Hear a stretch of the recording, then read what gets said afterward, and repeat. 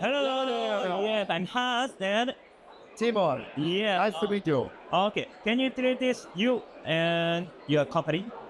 Exactly. We are SYNCANITE Games, a little independent publisher from Dortmund, Germany, so not that close from Essen today. We created a board game which is called SYNCANITE Foundation. In this board game, you play as an oligarch that tries to manipulate the world from the shadows and take over the world. You do this by using military means, political means, but also economic means. So basically, you and your friends on the desk are the Illuminati and try to take over the world. Okay. You play this game in 4 phases. Yeah. In the first phase, you use the chips, as you can see here, your armies, and claim fields. It's some kind of worker placement, but in a competitive way. Meaning, for example, if you place 2 chips here, I can place 3 and kick you out. This gets enhanced by our so-called doctrine cards, because this world, which is based on a book, which will be released too in the upcoming year, this world is divided into 3 states. First one is real, which is a militaristic state. They are superior of the power.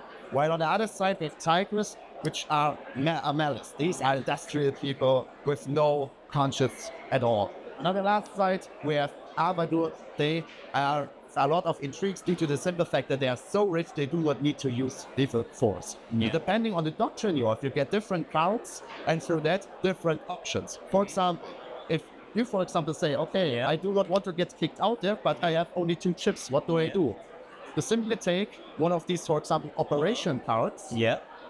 For example, the Syncan Bob and simply say, okay, go F yourself, go out there. This screen is now permanently disabled because it's mute.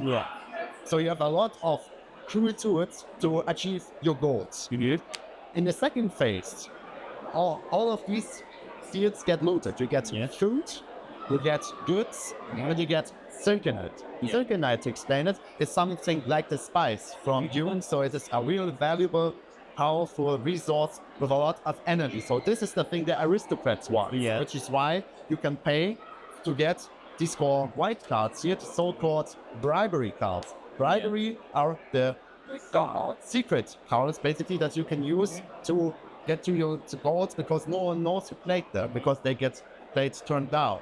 For example, you can vote for laws with them, but you can also simply manipulate and say, okay, the law gets through no matter what. With the goods, which are for the people, the entrepreneurial people, but also the criminal people, you can buy these black cards, as we've talked about. And with the food, you can buy more chips.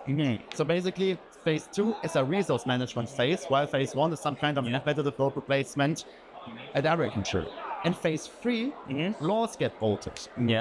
Well, for example, we have here 2 laws: taxes for the people, which enrich all of us. Of course, we will vote this. So let's take the card, let's vote this, turn down, because no one knows who voted what. So we have a kind of deduction here. This law here allows everyone to use a nuke if someone uses a nuke. So we do not want that, right? But another player get another card. And now we count. We see, taxes, all right, we enrich it, perfect. What about this one? Then, no, it doesn't get through, but someone trade this intrigue, which means that it gets through anyway. So as you can see, manipulation is a big thing in this game. And we voted these 2 laws, which have colors. All of these cards, as you can see, have colors. Here it's red, here it's orange, for example. On all these numbers, count up dices that usually are here. And if the dice goes to 10, an event is triggered. For example, you can trigger a war by doing warmongering, or you can trigger a famine if you shortage the resource that the people have. When you trigger a war, for example, you can win the game simply by force, because your armies now transform from this bidding competition into a classic area control, in which you use your armies to move from field to field and to battle each other. So basically, you create the crisis that you need and use its momentum to it. You have a military victory, an economic victory, a political victory. You can trigger a famine and say, these guys were it, not there, I'm the good one.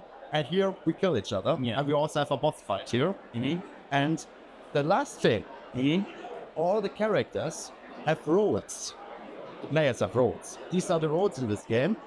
because we all are oligarchs that already control some part of the world. For example, the chairman controls the parliament, while the magnate controls the banks. And this brings some asymmetric gameplay into it, because in phase 4, everyone can use their unique ability. For example, the investor can build infrastructure like this pipeline.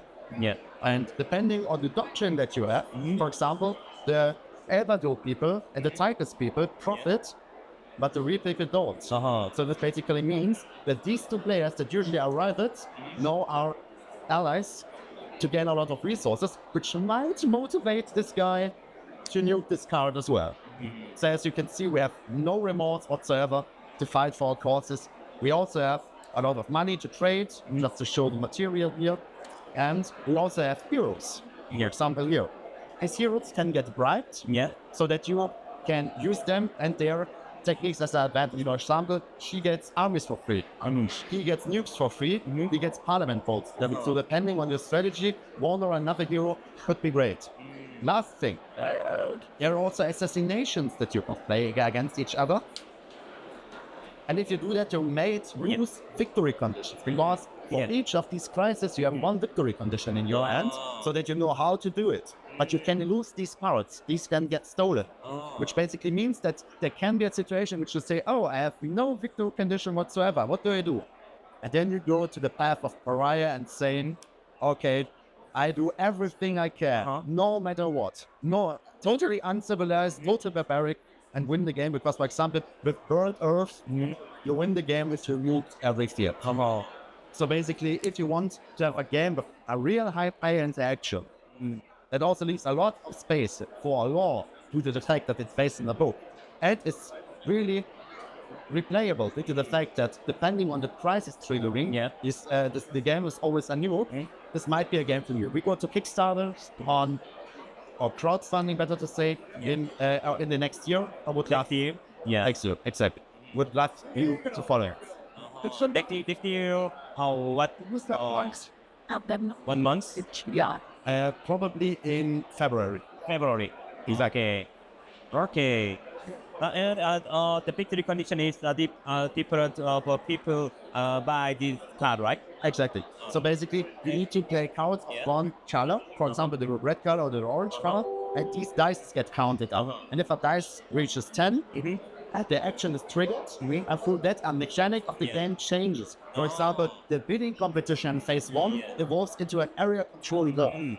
Or for example, here, the political votes turn into a vote against each other. Whom do we need to throw into jail? Who do we need to execute? Something like that. So the game escalates on a massive scale, and each of these events also opens the path to victories for everyone. So it's not that you trigger one and the others don't. You can trigger all of them at once. And the question is, which path do you go? And each game is different depending on the player's behavior, and also on the relationships of the players, due to the simple fact that, for example, if we both say, let's be friends, let's earn a lot of money with the pipeline, F up the guy here in Rio, that's a great way to do it. But it might also be that we two do not trust each other, and if that happens, well, we might not earn that much money. That is very interesting side of this game. Thank you. Another thing is the markets. Just to explain the markets.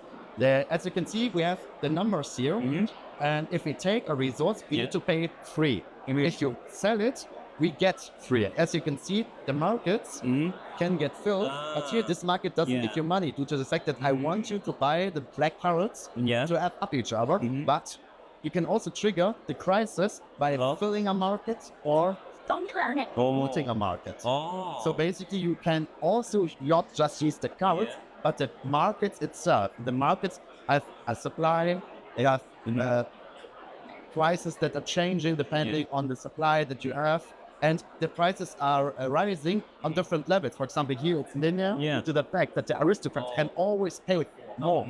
But for example, the prices for food are usually really low. But if there's a famine, well, you want to have your food, right? And on the last side here, we have the goods. And goods someday are not that important if you have a food shortage. And these guys do not go that much up. So it's a resource management simulation that has a lot of complexity, but it's not complex to learn. It's not an expert game. It's a knower game. Yeah. In Germany, we say a Kennerspiel, basically.